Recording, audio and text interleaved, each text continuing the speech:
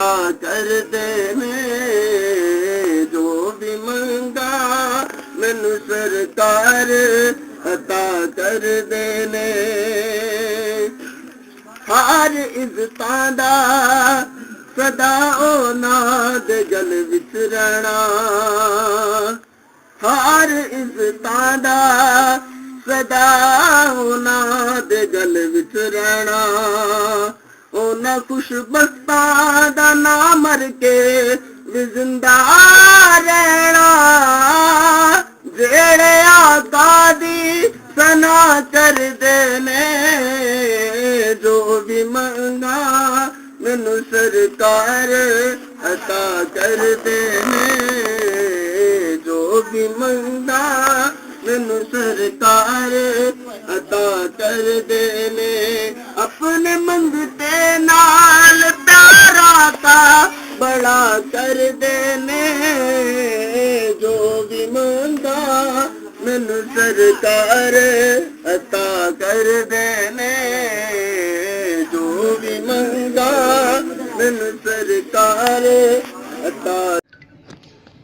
बिस्मिल्लाहिर्रहमानिर्रहीम अस्सलाम वालेकुम दोस्तों बुजुर्गों नाज़रीन तुहाडे सामने मैं अगली वीडियो तो नाज़र हाँ। तुसीं देख रहे हो कि तुहाडे सामने एक जड़ी बूटी है कि इहदे विच कंडियां दी इंतहा हैगी कि इहदे बहुत ही ज़्यादा कंडे ने लेकिन वो फल बहुत खूबसूरत ने ते बेल जड़ी हैगी वो भी खूबसूरत होंदी है। लिहाजा इहदा तुहानूं फ़ायदा ही दसना कि इहदा जिहड़ा बीज ने जिहड़ा फल इहदा और फल दे नाल जिहड़ा ना असीं देसी नसवार जिहड़ी ना वो तैयार करांगे। देसी नसवार जिहड़ी कि दिमागी घेरे वास्ते बेहतरीन चीज़ है। दिमागी रतूबात जिहड़ियां ने उन्होंने खारिज करेगी तो दिमाग नूं हौला फुल कर देगी, यानी कि इसके इस्तेमाल दे नाल बिल्कुल हौला हो जाएगा। लेकिन ये तुहानूं सारा तरीका दसने कि सब तो पहले जिहड़े फल हैगे ने इहनूं असीं तोड़ांगे, यानी कि देखो इस तरीके दे नाल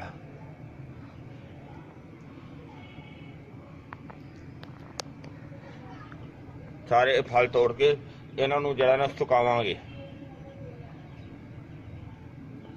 क्योंकि अल्लाह ताला दी ज़ात ने देखो किड्डे खूबसूरत फल बनाए ने। इन्हां नूं सुकावांगे फिर वो तुहानूं अगे मरहला जिहड़ा अगला वो दिखांदे रहांगे।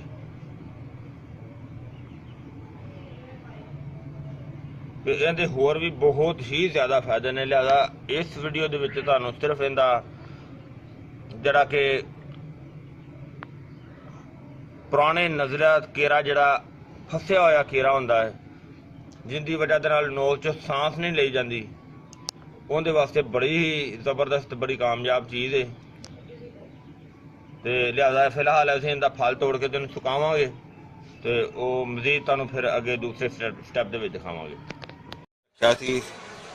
और इनू कम अज़ कम 2-3 हफ्ते हो गए ने जरा इनू बिल्कुल देखो बिल्कुल सुक गया, ज़बरदस्त हो गया और सुकाउण वास्ते इनू काफ़ी टाइम लग्या और इनू हुण असीं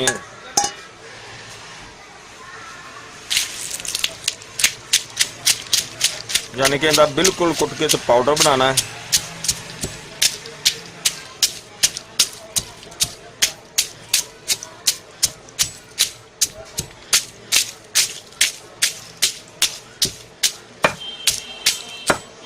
जरा कि इहदा पाउडर बनना है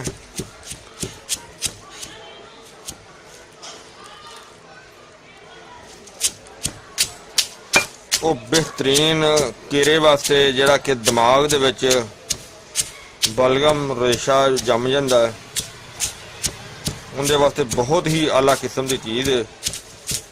ये तुहाडे सामने इनू सारा तैयार करने तैयार करके दिखाने इनू किस तरह इस्तेमाल करना है।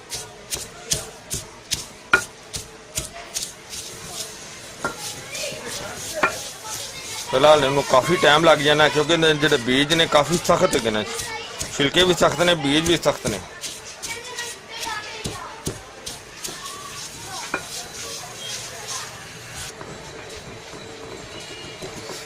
काफ़ी देर हो गई सानू इनू रगड़दियां नूं तो काफ़ी बरीक हो गई, लेकिन हजे इनू होर रगड़ाई की जरूरत है। अजे मजीद इनू होर रगड़ रहे हैं, बहुत टाइम लिया इन्हें साडा।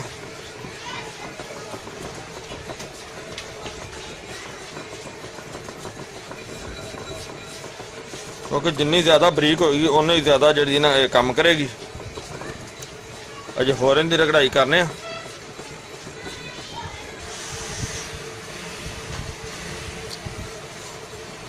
पहले इतने बेहतर हो गया है, लेकिन लिहाजा अजे भी इन्हों ज़्यादा होर पीसन की जरूरत हैगी है, लेकिन पहले नालों काफ़ी बेहतर हो गया है, क्योंकि इनू असी कपड़ छान करना है, जिंदे वास्ते सानू अजे इनकी होर कटाई की जरूरत, रगड़ाई की ज़्यादा जरूरत है।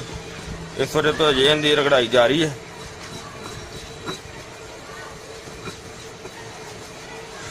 क्योंकि इनू कपड़ छानी करना है ना।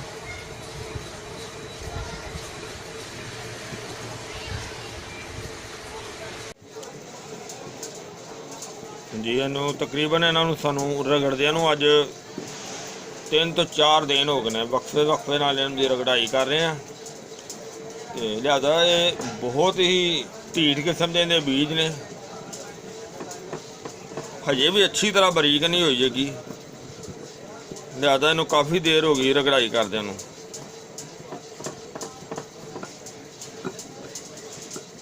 तो हुण असीं इनू जां वैसे पहले नाल बहुत बेहतर हो गई, बहुत वधिया हो गई है।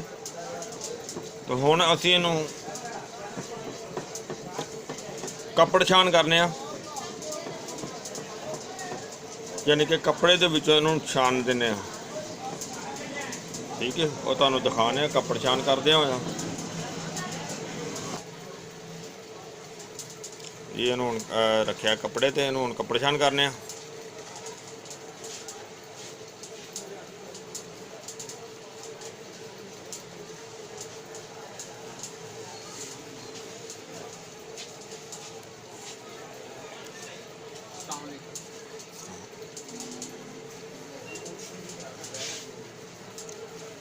इस वजह तो कि इनके बीजों के थोड़ी जी नमी होंगी है, जिंदी वजह तो वो देखो अजे बहुत ही काम नहीं कर रहा।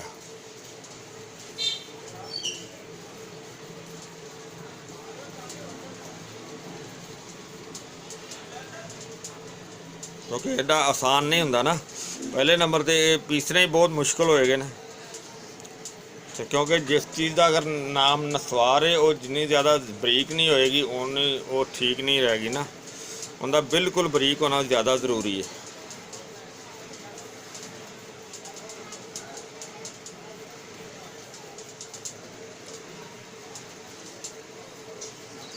निकल रहा ना, देखो पहले नालों काफ़ी।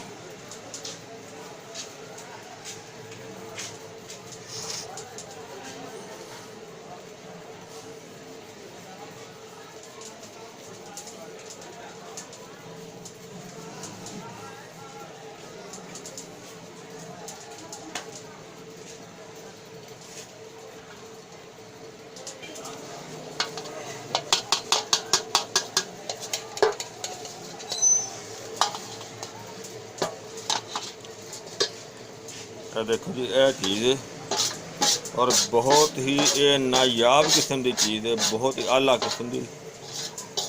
तुहाडे सामने तुसीं देखी कि एक कितनी एक नैचुरल भी चीज़ है, दूसरा बिल्कुल नायाब किस्म की चीज़ है। और इहदे जनाब फवायद ये ने, ये नसवार नोज च लैनी है, नक दे विच ये नसवार लैनी है। मतलब है कि इहदी चूंडी भर के ना, जिन्नी को चूंडी दे विच आ जाए उन्नी को नसवार लई जा सकती है, और किसी भी टाइम ले सकती, 2 टाइम भी ले जा सकती है।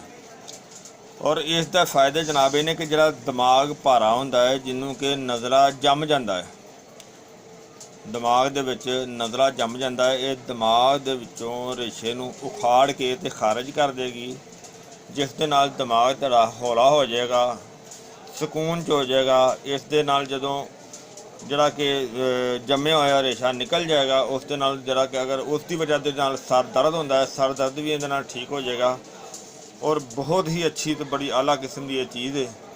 तो इस तो इलावा जदों ये चीज़ ठीक हो जाएगी, फिर दिमागी हाफजा जिहड़ा ना वो भी बेहतर काम करेगा, यानी कि दिमाग की सोच जी ना वो बेहतर काम करेगी, दिमाग ताकतवर हो जाएगा।